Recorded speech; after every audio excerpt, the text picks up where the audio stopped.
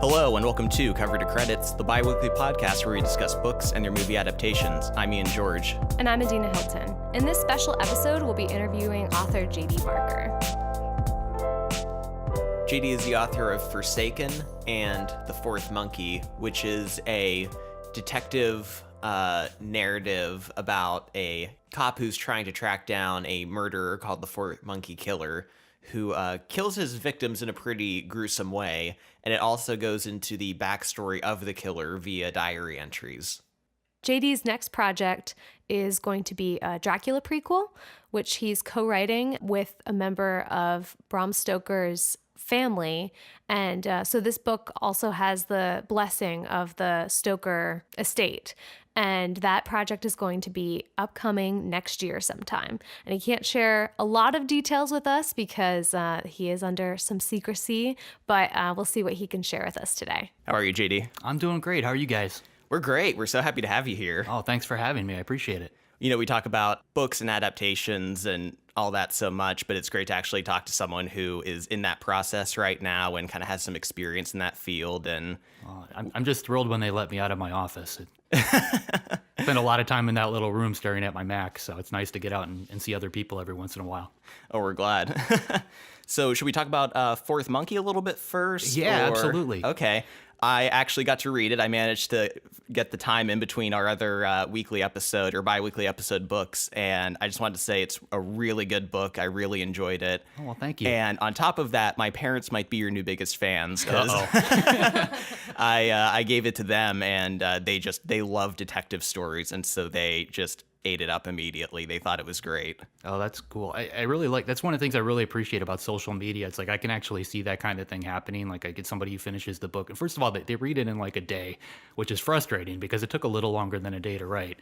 But they read it in like a day, and it's like, I love this book. I gave it to my mom. And then 2 days later, I see a post from her mom. I love this book. I gave it to my neighbor. It's like you can kind of follow that trail, which is really cool. Yeah, there are definitely books like that where we've passed it along the trail, like through your parents, through me, down to my sister. We just like passed it down. And this is definitely one of those books. So I think I read online that The Fourth Monkey is in the process of being adapted. Is that right? Yeah, we actually sold the film and TV rights for that while we were trying to sell the publishing rights. It all kind of played out the same day. That whole novel was a little crazy. I guess I'll go back to the beginning of it. I self-published my first book, which I guess we can talk about in a little bit. But with this one, I actually intended to self-publish it too because I did pretty good with the first one. And my wife convinced me to go ahead and query some agents on it because I didn't have one at the time. So I queried 53 agents, and this was February 2015.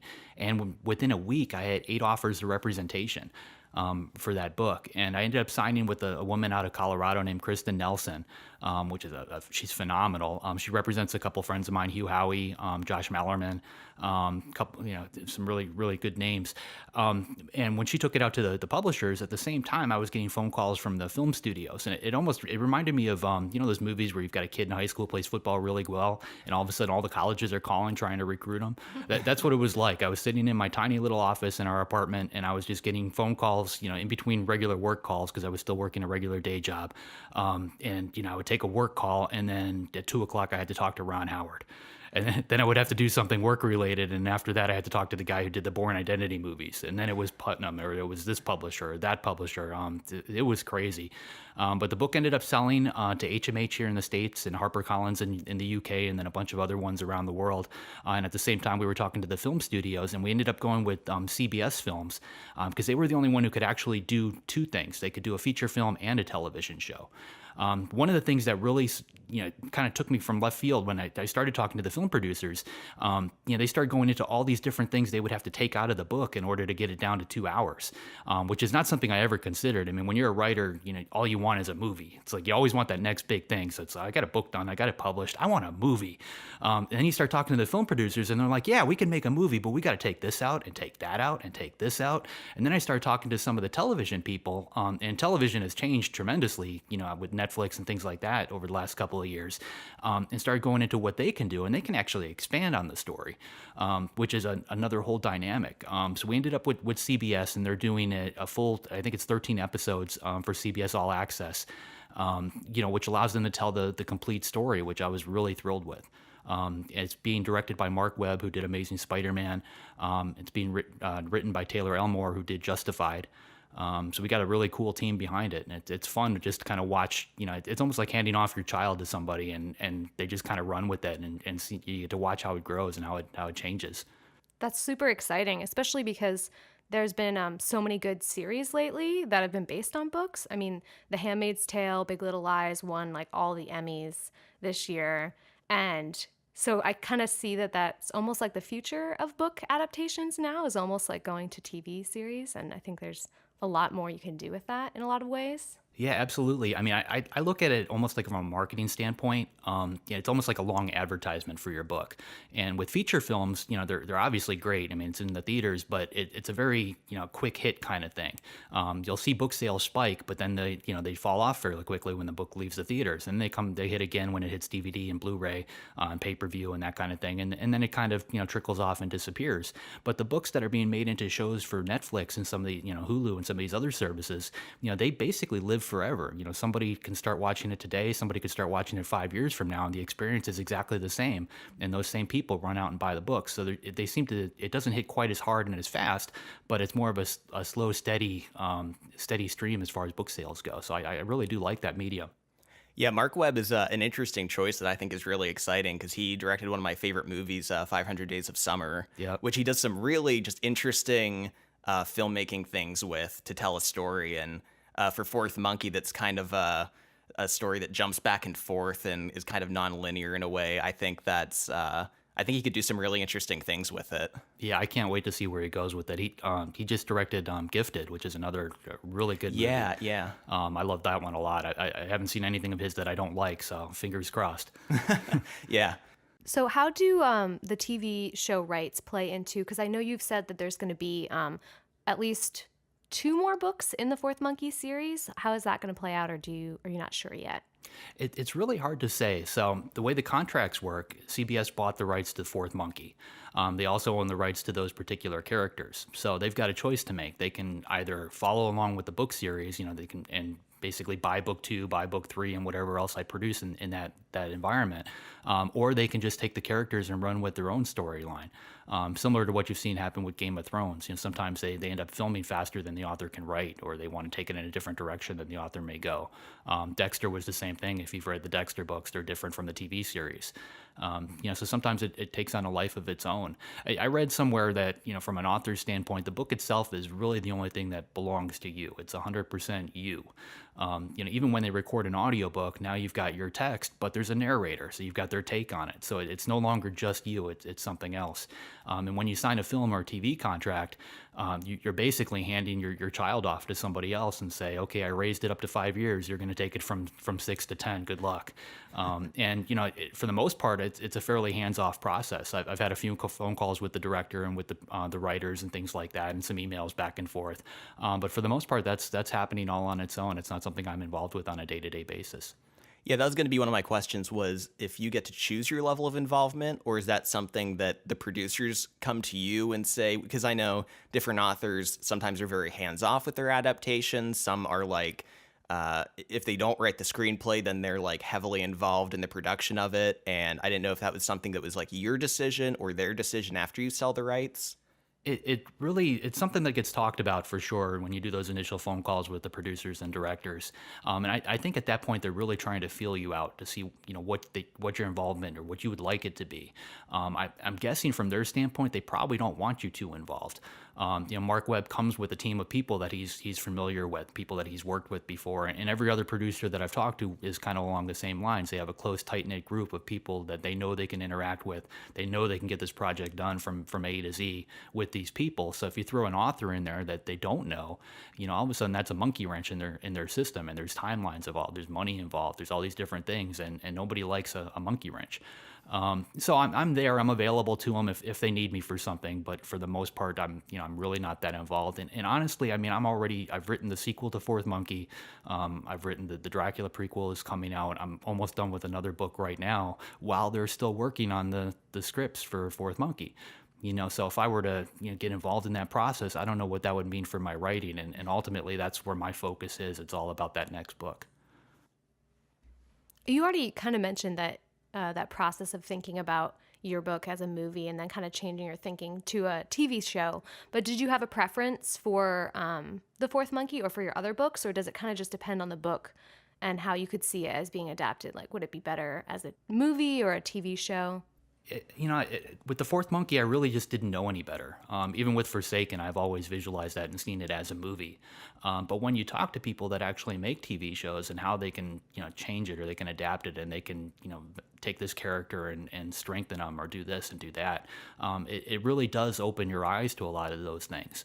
The Dracula prequel, I see that as being just a feature film for sure, but there's definitely areas that they could branch off in.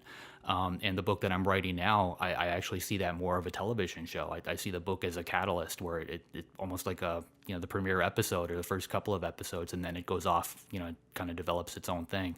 From a writing standpoint, I think it really has a lot to do with where you leave those characters.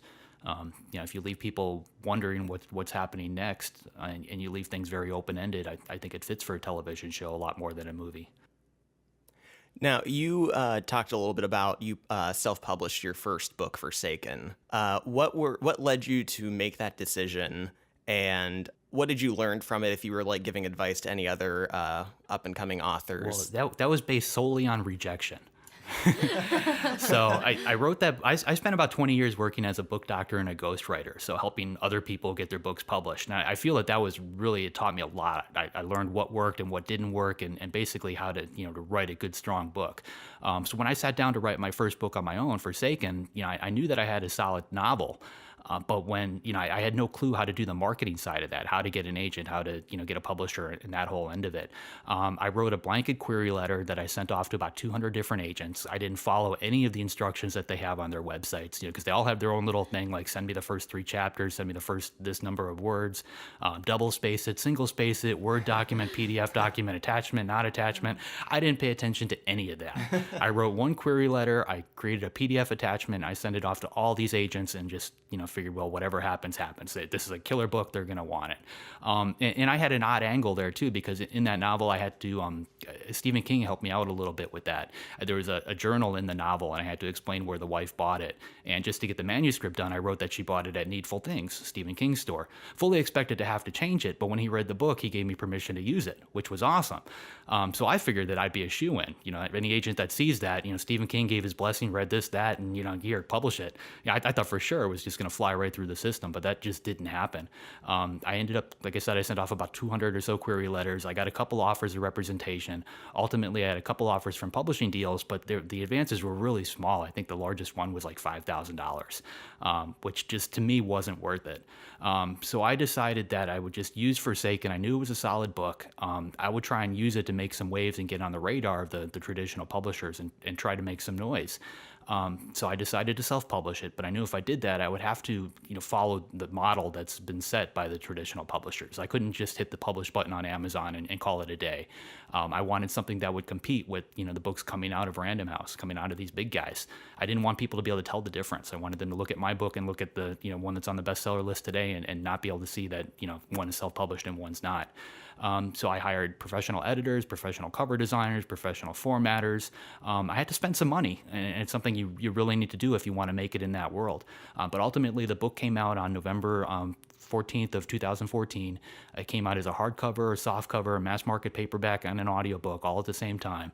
And I think, the fact that it did look like a traditionally published book is what really helped it sell as well as it did.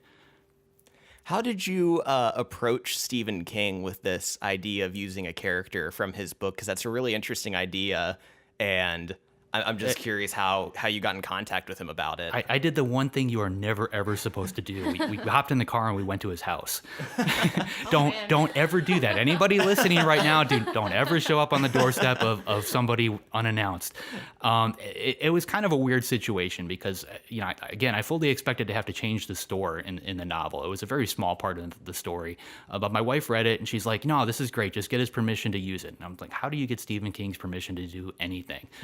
We were in Florida at the time, and he's got a house that's about 10 miles away from my parents' house. So we printed up the manuscript, figured we'll hop in the car and head over to Steve's house. He'll probably be outside gardening or something. I'll show it to him. He'll give me the blessing, and we'll move on, go grab lunch, and that's we call it a day. So we ended up driving out there. He lives on, in Florida, they've got these things off the coast called keys. They're sort of like islands. He lives on Casey Key. And when you go over the bridge, there's this tiny little bridge. And if you make a left, you go to the public portion where all the restaurants and the beaches and stuff are. And if you make a right, you go to the entire half that Stephen King owns. And, and immediately there's like a private drive sign. Then there's a no trespassing sign. Then another sign. And then there was a gate. And then another gate. And, we got a half mile into this, and I'm staring up in the trees watching for snipers. I'm like, this is probably a bad idea. So we turned around, we went to a little restaurant, and I emailed a friend of mine who knows King pretty well and told him what we were up to. And he's like, no, don't stalk Steve. He hates that. Here's his email address. Send it over there. If he likes it, you'll hear back from him. If you don't hear anything, that means it probably sucks. Leave the guy alone. So I sent an email over, and a couple days later, I got an email back from King saying, I love this. Go ahead and use it. Let me know if you need anything, like that kind of thing. I stared at that email for probably about 4 months. Oh my God. Expected, to get a retraction, I actually meant to send that to John Grisham, forget that you ever saw that, but the retraction never came. So I put the book out there and, went from there. Well, he must have liked it because I know he's read portions of it, right? Of Forsaken, Yeah, which he is did. really cool. Stephen King, just because I know you're a big fan and we are too, seems to be going through a bit of a renaissance right now in terms of adaptations. It just came out, which was huge, and he's got a couple Netflix movies coming out, and he had the Dark Tower movie. Right. What do you think is like connecting with his work right now with people that is kind of causing this? I think it's the work itself. I mean, I talk to a lot of writers groups. I've got 2.5 degrees. I've got one in information technology, another one in business, half a degree in psychology. I get paid to make shit up now. So like that meant absolutely nothing. But the one thing that I get asked a lot is, what type of reference material do I use? What do I fall back on? And there's 2 books that are always on my desk. One of them is Stephen King's On Writing, and the other one is Strunk and White, which is a very small, it's only about a ½ inch thick, a 1/4 inch thick or so book on English, grammar, basically the rules. And honestly, that's all you need. If you can tell a story, you need those 2 things. He explains the process. That book explains, how to properly format a sentence, and you're good to go. You can't teach somebody how to actually tell a story, though. You can teach them all the rules in the world, but you can't actually tell somebody how to creatively make up a story. And with King, I think he's, I go back and I read some of his old stuff all the time. I just finished rereading Pet Sematary the other day. I just read Firestarter again for the gazillionth time. And just the novels themselves are so tight. The characters are so vivid, and I think those stories, even though they're set in those particular ones back in the 70s and 80s, they do translate very well, but it's all about characters, and that's one of the things I always preached when I was doing the book doctor thing. If your characters aren't strong, your story's not going to matter.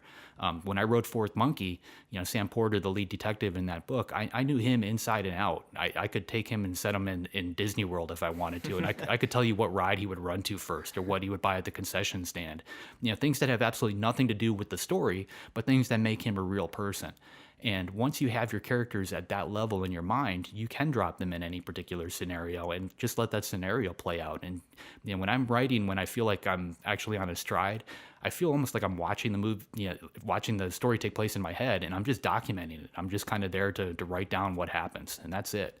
And I think that's when it works the best. And I think Stephen King's writing is so effortless. It feels that way. It may not be effortless for him. I'm sure he's putting a lot of time and effort into it. But when you read it, you almost forget that you're reading. There's nothing in there that trips you up. And I think that's why they last as long as they do. So what is your writing process? Do you like to write every day and just kind of get it on paper, or what's your style? Yeah, I write. I've been finding now that I do this full time, first thing in the morning seems to be best for me. When I had a day job, I used to write when I got home from work. And I eventually changed that to writing before work. So I would get up about 4:30 in the morning. I would knock out words before I actually went into the office. But now I get up at the crack of about 8:30 or so. A little easier than it used to be. Grab my coffee and I head straight to my desk, and I don't get up from that chair until I've got at least 2,000 to 3,000 words every single day. Wow. And I think writing every day is key. When I was working full time, I still made sure that I got at least 200 to 300 words every single day, because I knew that 250 words a day equals a novel in a year. And it gets easier if you write every single day. Like even now, I've got to go to Ohio tomorrow, so my writing time is going to get cut short. When I miss a day, it hurts me when I sit back down again. It's harder to get going again. But when you write, like when I was writing 200 words a day, I pushed myself to write 300 words. Then I pushed myself to write 500. And before you know it, you're at a couple thousand words. And really, I knock it out in an hour or two. It's not a very time consuming thing. It's like a muscle. You just have to train it and work it just like you would any other exercise. So I'm sure you're inspired by other books and authors when you're writing, but we were wondering if you're ever inspired by film and how that inspiration maybe differs from literary inspiration. I definitely watch a lot of movies. Our house in Florida actually had a movie theater in it. I built a 1,000-square-foot movie theater on the side of our house because I Wow. love movies. I hate. We'd love to visit. We don't own that house anymore. We moved to Pennsylvania. But when I watch a movie, particularly one that's been made from a book, I tend to try to figure out what translated and what didn't. So you take something like Silence of the Lambs, terrific book. I mean, when you read the dialogue in there, one of the things that Thomas Harris does really well is you can read his dialogue and you know exactly who's saying what without any type of dialogue tags or any other clue. Everything just translates perfectly. When they translated that movie to the screen, it also translated well. There wasn't much that was really cut out. They ended up getting most of that book onto film. A lot of times that doesn't happen, and to me that tells you what worked and what didn't work. What resonated with the producers and directors, what they felt they had to squeeze out of that book, what they needed to use or could use, and what should end up on the cutting room floor. And when I write a novel, writing the book is maybe 50% of the process. Editing is really where the book turns into an actual solid novel, or it doesn't. And it's very difficult as a writer to cut things that you've written. But I typically cut, like Fourth Monkey, I think the final word count was 126,000. I probably cut 40,000 words out of that book. Wow. And that's fairly normal for me. I'm what they call a pantser. I tend to overwrite, and I don't really know where my story is going. And again, this is something else that I got from King. In On Writing, he says something like, if he doesn't know where the story is going, there's no way the reader's going to be able to figure it out.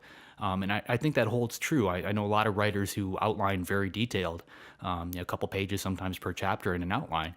But I think our subconscious is able to pick that up. The fact that the writer knows where the story is going, they end up dropping breadcrumbs that our subconscious can pick up as we're reading, and we tend to figure out that story a little bit easier.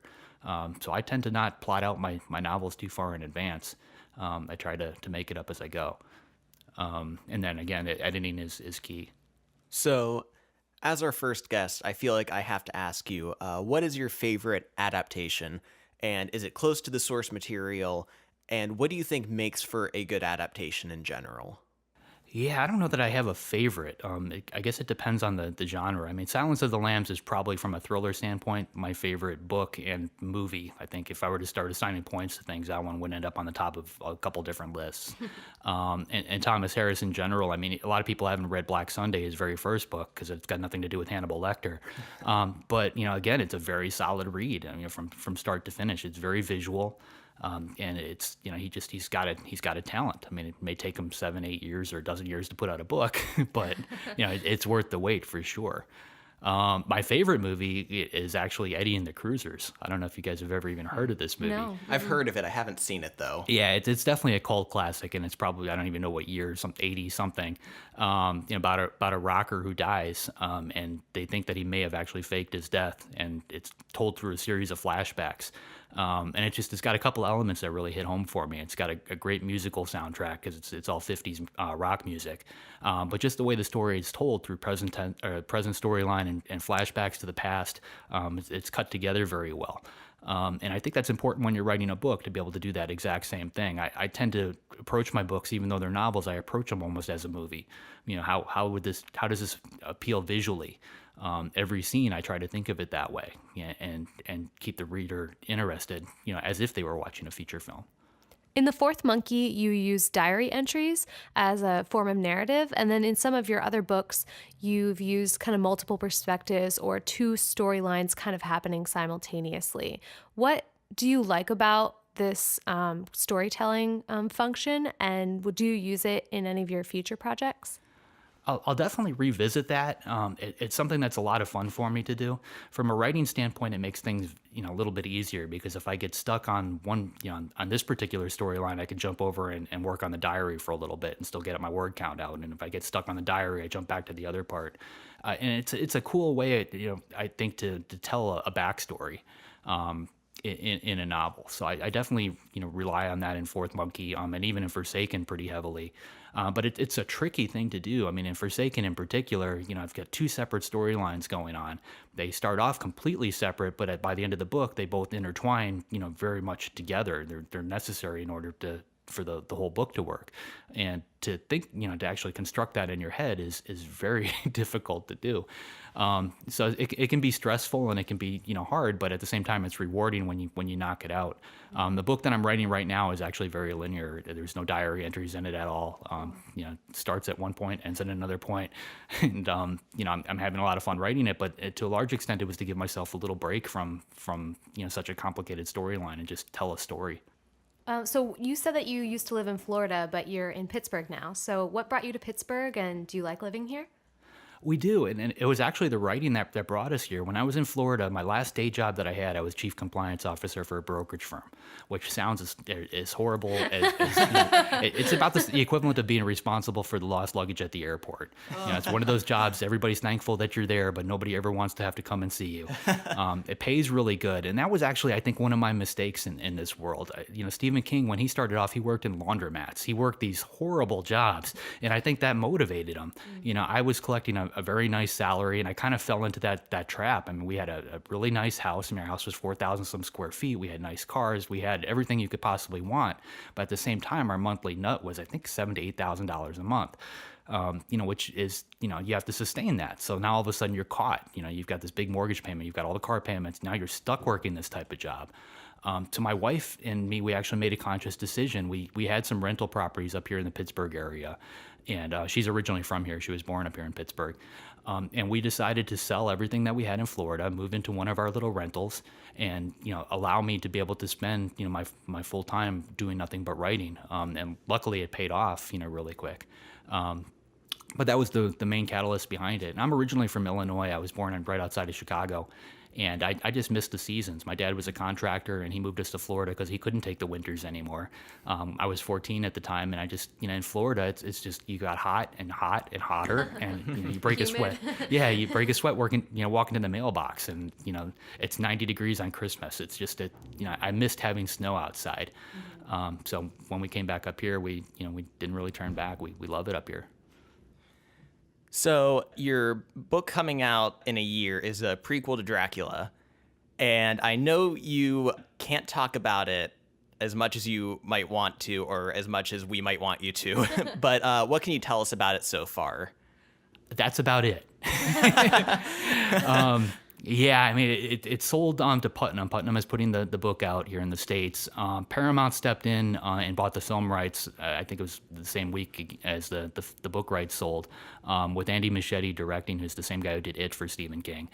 And that's about all I'm allowed to talk about right now. I mean, it's one of those things that we're going to definitely, once it gets closer to release, I'll be able to talk about a lot more. It was a crazy process. I got to see Bram's original notes from when he wrote Dracula. I got to visit, Paul Allen invited Dacre Stoker and I out to Seattle to see the actual Dracula manuscript, the original, things like that. But unfortunately, right now, I'm not allowed to talk about a whole lot related to that project. One question, and you can say you can't answer this if you can't, but Sure. You're co-writing it with Dacre Stoker, and what's that like to write a book with someone and to co-write? If you could talk a little bit about that. It's actually pretty easy, and I think that comes from the book doctor days. I mean, I've worked with so many different people on different levels. I've worked with people that just had an outline for a story. I've ghostwritten for celebrities where they just told me a story and then I had to write it down. Dacre and I fell into a pretty strong rhythm.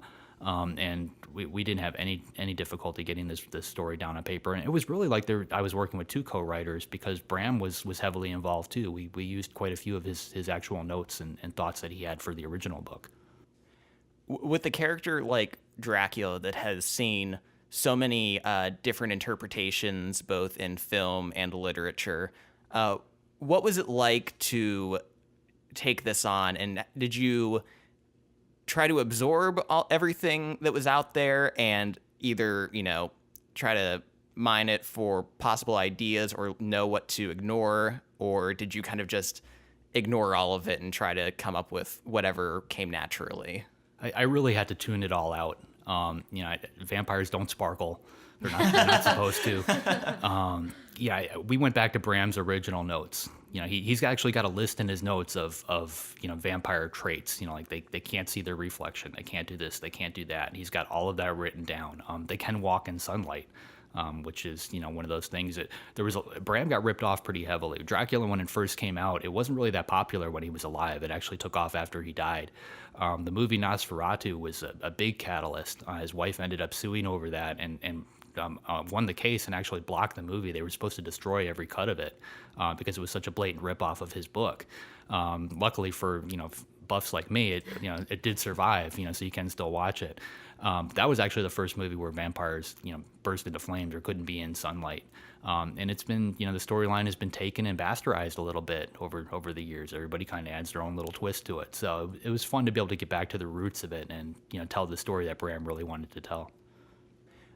It's really exciting that the director and producers of it are tapped to direct this adaptation of it, because it was such a well-made horror film, kind of a higher budget horror film that did really well with audiences, and it was exciting to see that. I imagined, have you gotten to see it yet? We did. My wife was actually pregnant with our first child, and our baby was due on September 15th.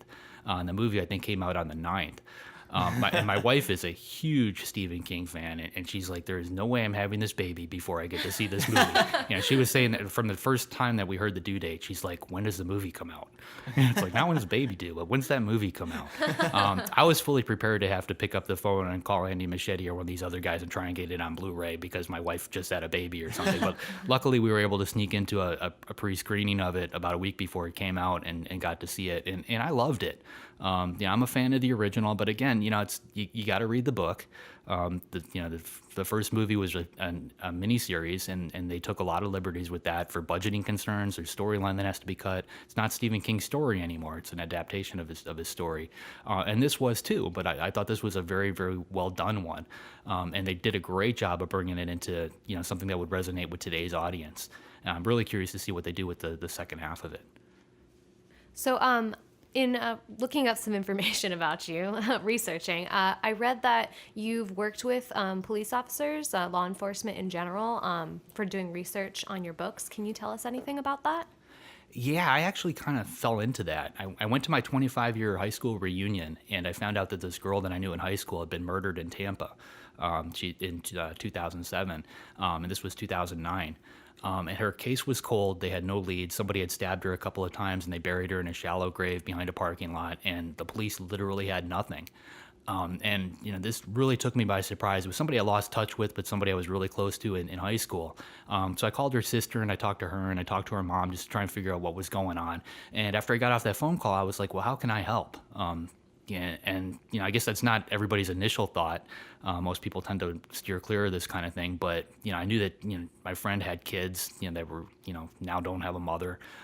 It was a difficult thing for me to process, and I just felt like I could help. So I ended up coming up with this harebrained idea. I started thinking about killers in general. And this idea popped into my head. Most killers tend to insinuate themselves in the police investigation to try and figure out what's going on. So I figured that the killer probably at some point had some kind of contact with the police.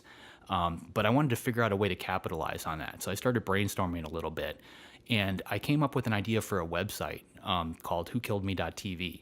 I've got a pretty heavy computer programming background, so in this website, I created code that basically allows me to tell, anytime somebody looks at the page, I can tell where they're physically located.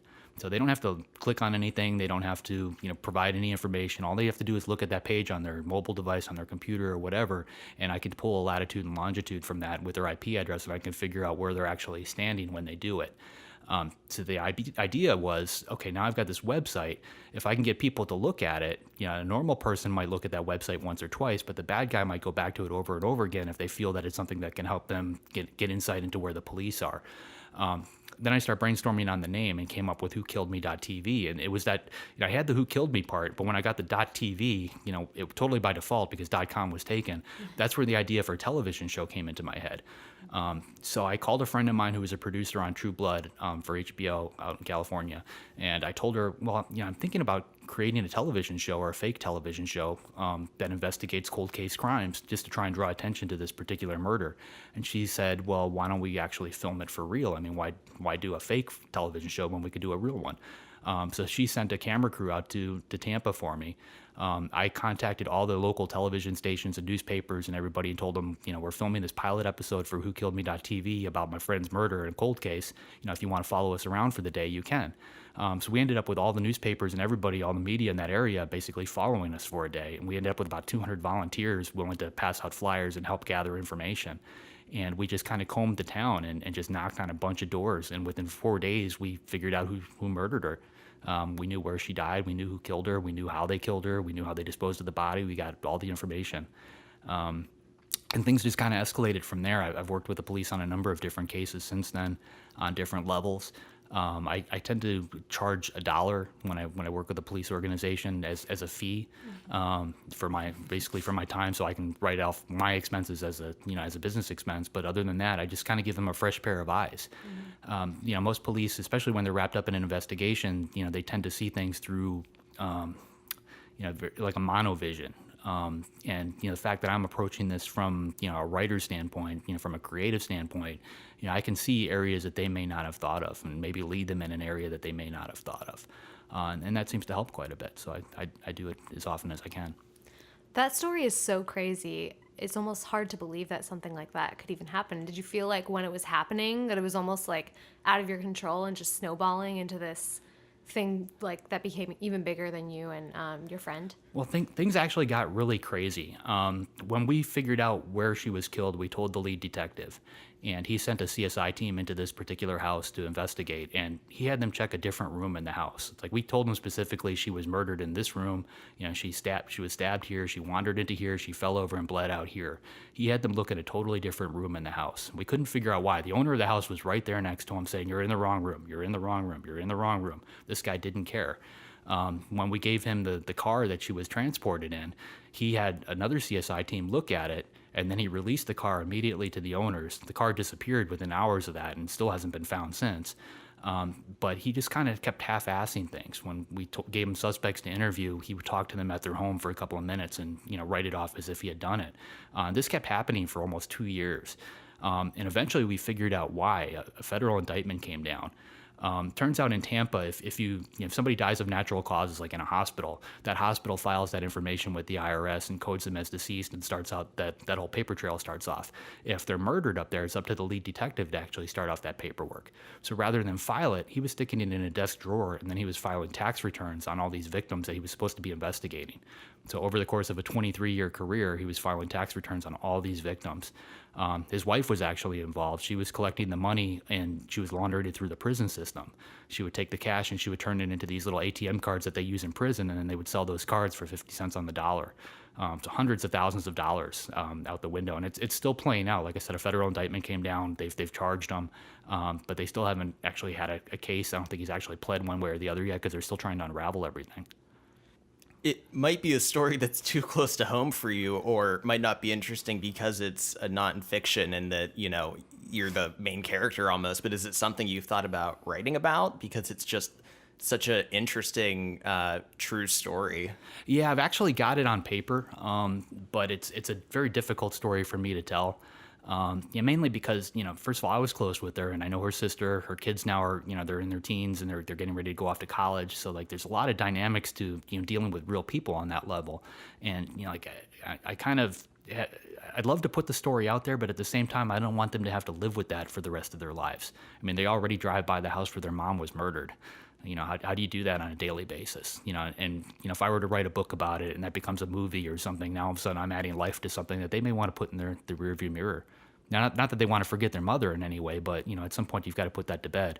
And I think knowing who actually killed her is what was really important to them.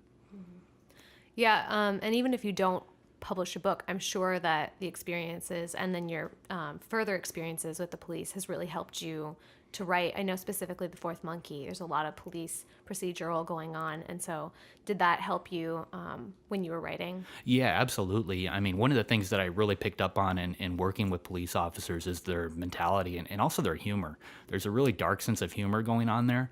At first, I was kind of turned off by it until I realized, that it was really just a defense mechanism. And I started talking to one of the detectives about it pretty in depth. He had about 20 years behind him, and he told me that the ones that last in that particular business are the ones who are able to go into a crime scene and make jokes. The ones that walk in there and are so hit hard, that they take it home and emotionally it just tears them up. They can't do it for more than a year or two. It's just too much. So they use that humor to kind of deflect and to turn it into something that's not quite so real, but, just real enough where they can still work the case, but not, where it's, digging and pulling their heartstrings every day. And that was, something that I think translated quite a bit into Fourth Monkey and some of the other serial killer type books that I've worked on.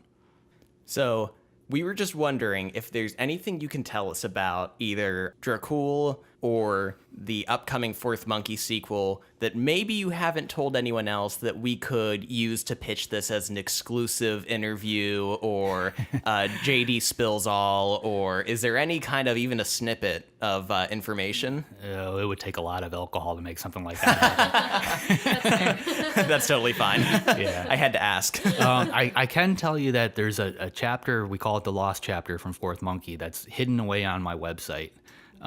That you can find, but you have to really look hard to get to it, and that'll give you a little bridge between the two books into what Bishop has been up to and the characters there. I was reading about that on a Q&A you were doing on Goodreads, and I hadn't heard about that. I was like, oh my, because I listened to it on audiobook. And so I was like, oh my God, I have to hunt that down. I haven't found it yet, but I'm really interested now. Well, I'm trying to figure out what to do with some of that material. Like I mentioned at the beginning of this, that I took about 40,000 words out of the Fourth Monkey. They were good words, but they just weren't necessary to tell the whole story. There's a lot of information related to the diary that's not in the book, but it's cool stuff. So I'm just trying to figure out the best way to handle that. I'd like to get it out there eventually. I actually got the idea from Garth Brooks, of all people. I don't know if you're country music fans at all, but he's got a couple of songs where he has lost verses, and the only way you can actually hear them is if you go to his concert. They're not on any of the records, any of the albums, but if you go to his concert, you can hear them. And the first time I heard that, I was like, that's the hokiest thing I've ever heard of. And I went to one of his concerts, and then I heard 40,000 people singing this verse that's not on any album, but they all know the words. I'm like, this guy's onto something. So I hit a chapter on the website. Cool. So is there anything else that you want to say, anything you want to mention about any of your upcoming projects or the Fourth Monkey or anything? Not at this point. Things are going to hopefully quiet down a little bit for me so that I can get this next book that I'm working on finished, and then get started on the third and hopefully the final book in the Fourth Monkey trilogy. I'm considering going back and telling the backstory there, so maybe writing 2 or 3 prequels. I haven't quite decided. Making it a numerical. Yeah. Well, the next one's called The Fifth to Die, so you might be on something there. Yeah. Go back 3, 2, 1. Yeah. All right. Thank you so much for being with us, JD, and for shining a light on the life of an author selling their movie rights and just the writing process and everything you could share with us. Oh, absolutely. It was fun. Thank you. Yep. Thank you. If you'd like more information on JD Barker or to follow him online, you can follow him on Twitter at JD Barker or go to his website, jdbarker.com, for more information on future projects or upcoming books. Cover to Credits publishes bi-weekly, so our next episode is going to be back to our regular format, and we'll be doing Slumdog Millionaire, or as the book is known, Q&A. We're really excited to do this episode with you guys, so tune in 2 weeks for our newest episode. You can follow us on Twitter at Cover2Credits, that's the number 2. You can find us on Facebook as well, and email us at covertocreditspod@gmail.com. And we're super excited to have this episode for you guys. So thanks for listening. Thanks. Bye. Bye.